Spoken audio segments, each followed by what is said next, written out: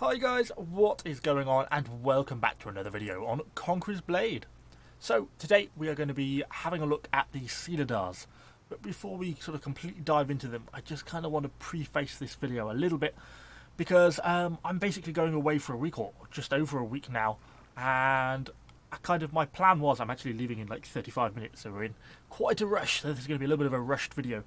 But I've been working on getting my videos sorted for the next week. It's been some very late nights, but we're pretty much there, and this is going to be the final video at the end of the week. So when you watch this, is effectively when I'm getting back home. But while I was doing all my other videos, things like my Kriegsrat and my Javelin Sergeants, I've always been in the background grinding the Silahdars, because I wanted to try and get them up to level 30, kind of like what I did with the Pavis, and do like an end of season review on them as max level. And that was kind of my plan all along. Unfortunately, we haven't made it to level 30. We have only just clicked it to level 24. It would be a pretty poor effort if we're only level 4. So we've just deleted them. We've just finished this top veterancy line. But yeah, unfortunately, it's still 6 levels short of where I'd like to be. But I cannot achieve 6 levels in 35 minutes. So I was tempted to leave them, but then I think part of the problem is by the time I get back in just over a week, I think we're really going to be starting to kick off a lot of the Season 5 stuff, and it's just not going to happen. So I think I've decided just to run with what we've got. So sorry we're a little bit short on the full veterancy. We'll talk a little bit about the veterancy line kind of now and what we're missing out.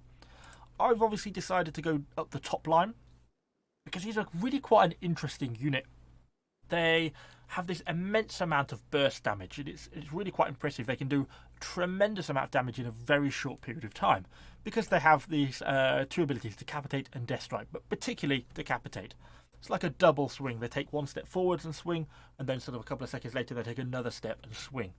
And anything that gets caught up in that, and if all 24 swing sort of at once in a clustered area, which they often do because they have this cover commander which puts them quite tightly compacted, and the damage potential is huge. It can wipe through a full unit of shields in a matter of seconds, and that is very, very impressive for a unit to be able to do.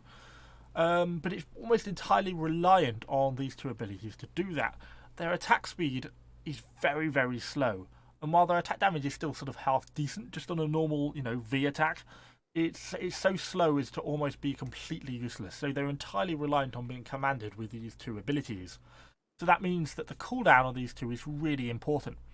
And while this bottom line does give you extra tank, and there's certainly a case for doing that, I think probably the cooldown reduction you're getting these two ones here are really the two real important elements, because that brings this Decapitate cooldown down to around 10-11 seconds, something like that. And then you can Decapitate, and that's slash, step, slash.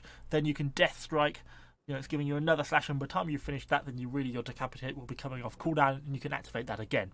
And if the enemy isn't dead by then you're going to be dead. So it doesn't really matter. So that cooldown, I think, is really quite an important thing to have. So that's kind of why I've gone up the top line. Of course, with the extra 6 levels, I think we'll get another 3 points on slashing and the extra health, which is going to be nice, given that slight extra element of tank. I do find they're disproportionately weak to what their stats would suggest. I suspect there's a lot more statistics to units than... Well, we know there are a lot more statistics to units than are presented in this box here. A good example will be, we see doctrines that say things like reduce range damage by 10%, or sometimes you see things like this one, increase slashing damage by 10%, but it's not actually slashing damage along here, it means sort of like minimum damage, because the unit has a range of damages. So the soft stats for this unit are obviously hidden, and I think the defensive soft stats for this unit are pretty poor, because despite having, high 700s on piercing and almost 10,000 hit points, they take range damage pretty heavily, and they go down pretty fast to most things and heroes. So they actually feel fairly soft, given that they're a 5-star unit.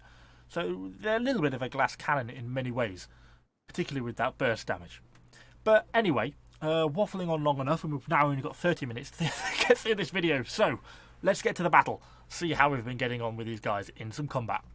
So we're about halfway through the battle. I've got killed with my tercios, and I respawn with my Silahdars. And we're going down to defend this point, being attacked by basically 2 heroes and an enemy unit of Silahdars. So get stuck in, push down the stairs, use my initial stun from my glaive to knock a few people over. 3rd hero turns up, and I'm trying to push down. I'm trying to deal with some of these enemy heroes. We see one just got killed there with a combination, but there's still quite a few enemy Silahdars left alive, so we're in a bit of a tough situation. But we get in, we're able to use our Death Strikes there. Our Decapitate is now off cooldown, which is why I say that cooldown is really quite important, and we're able to defeat the enemy unit. But I'm really low health, I get knocked down, and that maul does such a large amount of damage, and unfortunately I get myself killed. Got them all killed, but unfortunately that is me dead. So then I'm kind of stuck waiting for a respawn. I'm just trying to make sure my unit runs back to a friendly hero. If you didn't know, you can press Z, click on who you want to be, and double tap C, and your unit will run to him rather than just milling around in the area. So anyway, 30 seconds later, we respawn. Second time lucky. Can we do a little bit better this time around? Well, hopefully we can. So as we push down from the respawn point, I notice these muskets here are volley firing into what looks like it was an enemy unit, although we don't actually get to see what it was. I know a lot of people tend to, when they can't get into the C point, tend to push through this back wall here and try and sort of outflank and cut off the resupply.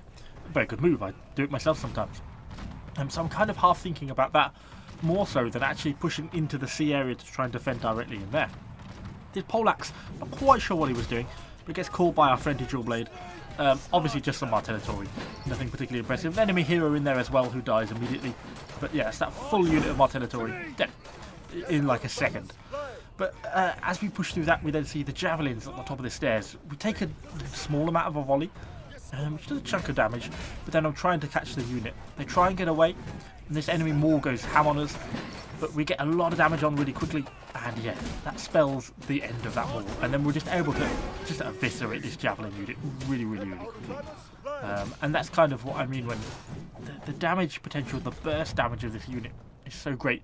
And so long as you can stop them from completely knocking your unit down and stunning you, then it really kills heroes very effectively as well, because that damage is high enough.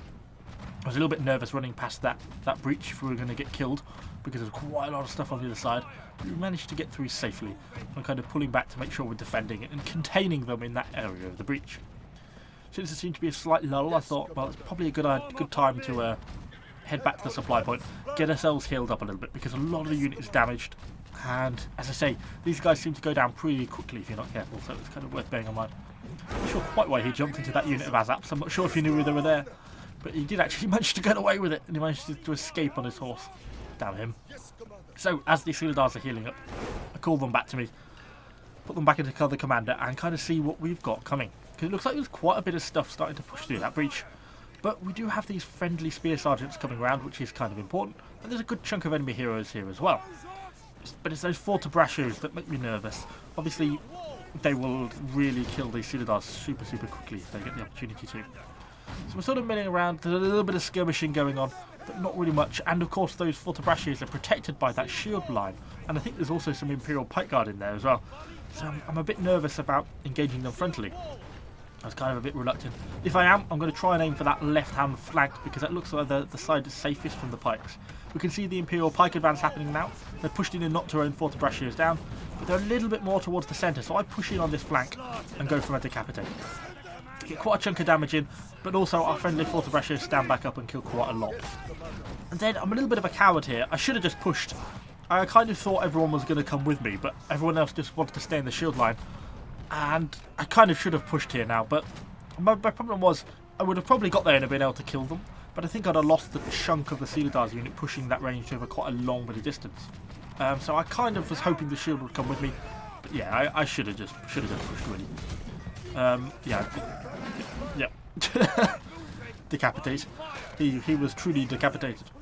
So we push back through to C point because there's a bit of a push going on here. A couple of enemy heroes. Get ourselves stuck in. Start laying around a bit. Obviously got the unit coming towards me. Got an opportunity. Go in with a bit of a hack and slash. Get a few kills on some of those Azaps. A lot of the unit was kind of dying already. And then we're sort of pushing back out. Again, I was sort of running into a lot of musket units, but think, oh, the rest of the units pushing this time, let's go with them. Try and throw in some support. As I say, these guys do die quite easily. Oh, another enemy hero. So in that sort of situation, that's what I mean by the fact how easy it is to kill enemy heroes when they're fighting frontally like that. Because you just get hit, the enemy hero just gets hit by, 20 of these swords all at once, and the damage potential is just super high. So I was quite pleased with how that panned out in the end. Definitely a few mistakes. Should have probably been a bit more aggressive against some of that range. Because I shouldn't have hung back. I should have took one for the team and actually engaged them. But still, We survived with a good chunk of the unit, so I'm just going to go and throw them back on the supply point, see how they get on. Healing myself up and kind of waiting to see what we're going to do next. We've not got very long left, only 2.5 minutes left we need to actually hold now on the sea point, and the enemy numbers wise is kind of struggling for units a little bit. So I'm actually also thinking about, you know, are we going to get to push out and try and go sort of on a little bit of a blood rampage towards the end and see how much we can kill. But at the same time, it's perhaps a little bit too early now. I don't want to go and do it, make a mistake, get myself killed unnecessarily, and then, you know, have a disaster and lose the sea point or something like that. So I'll call the unit back to me, just throw them on cover commander. I do really like having the cover commander mode. I like the fact you can just sort of throw it on them, and they just sort of find their way back to you in that nice tight formation. Kind of looking around, seeing what I wanted to do. No real pushes seeming to be by the enemy. So I was kind of thinking now about starting to want to push out. Had a little bit of a look around here, a couple of cav around there, nothing I really want to kind of to deal with. Coming around here, having a bit of a look through this doorway, check there was no one above us. Again, not really very much going on. And then we see these monastics starting to push around that side. Thinking, okay, where are they going? Are they actually going to try and make a charge? See a few more of them. I think you can probably hear them now. That's the monastic charge. So now I'm sort of pushing back around this way, see what we can do, make sure they're not actually getting too much momentum over here. And realistically, they're not. A little bit of stuff starting to push them. A lot of range shooting at these enemy fortebrachos.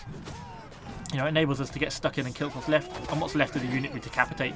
But you see, we got like 7 or 8 kills instantly on those fortebrachos there. So it is quite an effective way of killing them.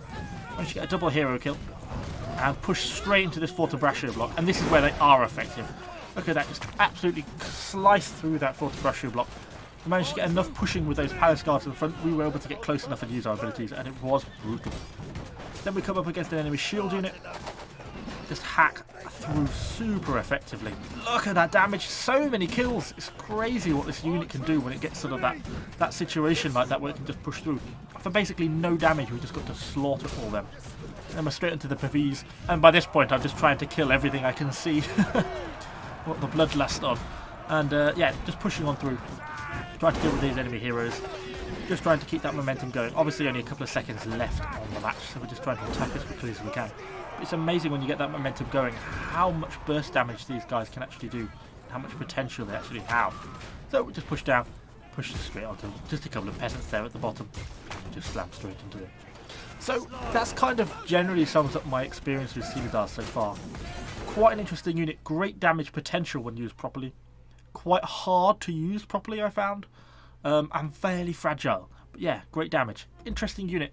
I'm not sure they're the greatest tier 5 melee unit ever, but kind of worth playing and kind of worth checking out.